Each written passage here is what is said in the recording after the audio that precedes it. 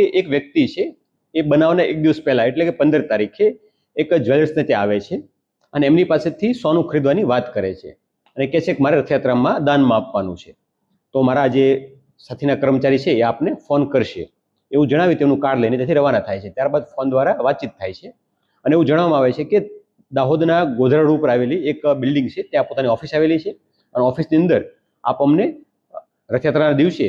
સોનું આપવા માટે આવજો અને જ્યારે તમે સોનું આપવા માટે આવશો ત્યારે અમે તમને ઓન ધ સ્પોટ એનું પેમેન્ટ કરી આપશું. આ પ્રકારની વાતચીતને ભરોસો આપી એ ડીલ નક્કી કરે છે.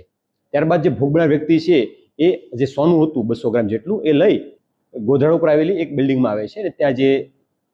આરોપીઓ છે એમણે એક ઓફિસ જેવું નિર્માણ કર્યું હતું ઉત્કર્ષ સ્મોલ ફાઇનાન્સ બેંકના નામથી, એનું ફ્લેક્સ બેનર લગાડીને, અને એની અંદર આ 2-3 દિવસના ગાળામાં તે એ જગ્યા હતી એમણે રેન્ટ ઉપર લેવા માટેનું ગોઠવણ કરી અને ત્યાં ફર્નિચરની ગોઠવણી, ટેબલ ખુરશીઓ, કોમ્પ્યુટર અને ઓફિસનું સ્ટ્રક્ચર બનાવ્યું હતું કે જેથી પ્રથમ દ્રષ્ટિએ કોઈ માણસ આવે તો એવું લાગે કે અહીંયા કંઈ ઓફિસ ચાલે છે.